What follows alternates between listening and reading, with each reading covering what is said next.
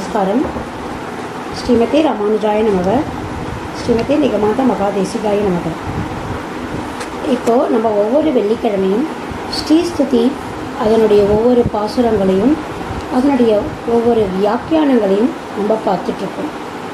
அதுபோல் ஒவ்வொரு வெள்ளிக்கிழமையும் தவறாமல் இந்த ஸ்ரீஸ்துதியை நீங்கள் கேட்குறதால நம்ம ஆற்றுல நல்ல ஒரு பாசிட்டிவ் வைப்ரேஷன் கிடைக்கும். அது மட்டும் இல்லாமல் நம்மக்கிட்ட இருக்கிற குறைகள் எல்லாமே நிறைகளாக மாறிடும். அதனால் ஒவ்வொரு வெள்ளிக்கிழமையும் இந்த ஸ்ரீஸ்துதி ஆற்றுல எல்லாருமே கேட்கணும். அதை அர்த்தம் தெரிஞ்சு கேட்கும் பொழுது அதுக்கு இன்னும் ஏற்றம் அதிகமாக இருக்கும்.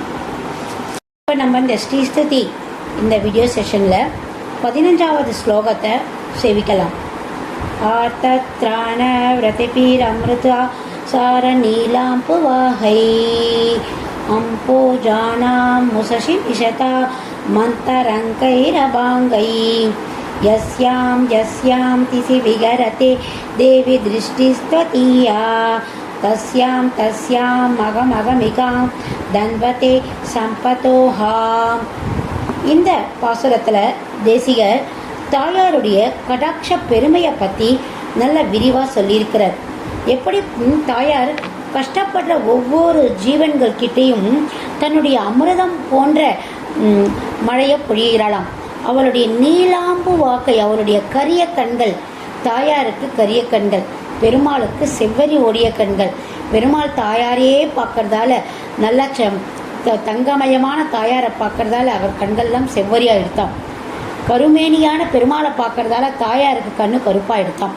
அதான் இதில் நீலாம்புவாகை, நீலமேகம் போன்ற அந்த பெருமாளை பார்க்கறதால அவருடைய கண்களெல்லாம் அமிர்தத்தை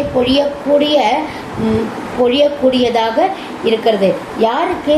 ஆர்த்தத்ராணவிரதி பீர், கஷ்டப்படுற அந்த தன்னுடைய பக்தர்களை பார்க்கும் பொழுது அவ கண்ணிலிருந்து அமிர்தம் என்ற அந்த அந்த நீலக்கண், அந்த கருங்கண்களிலிருந்து அந்த அமிர்தம் என்று வருகிறது. அம்போஜானாம் முசசி மிஷதாம் அந்தரங்கை சுபா அந்தரங்கை ரபாங்கை. அதாவது அன்னைக்கு மலர்ந்த அந்த தாமரை பூ எப்படி மலரும்? கதிரவனை பார்த்தா தானே மலரும். கதிரவனை பார்க்கும்போது தான் தாமரை கொஞ்சம் கொஞ்சமாக மலரும். அதனுடைய மலர்க்கும் பொழுது அவ்வளவு நல்ல வாசனையோட வண்டுகள் சுற்றி வர அவ்வளவு அழகாக இருக்கும்.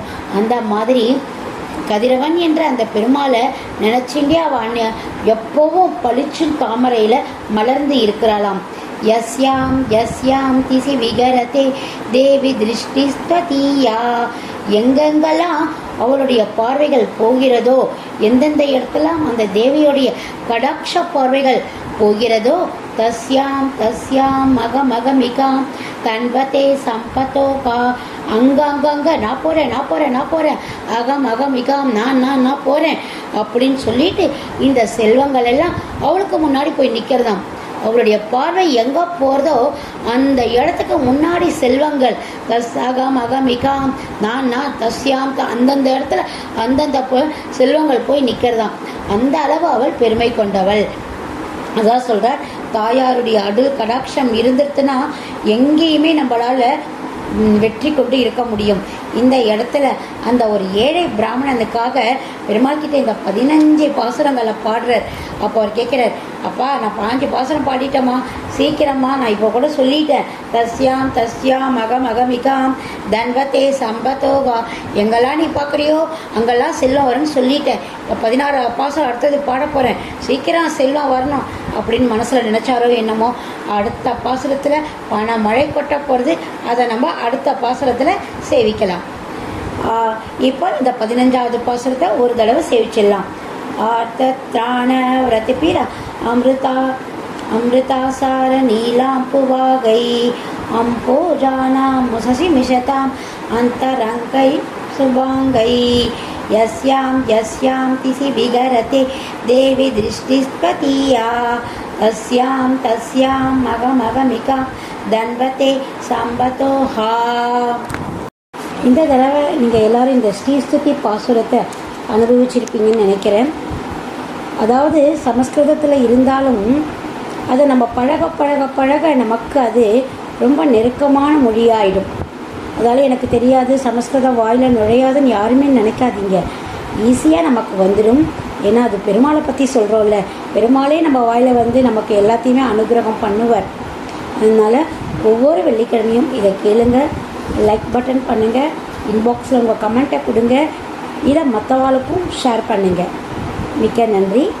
மாலதி ராகவன், காஞ்சிபுரம்.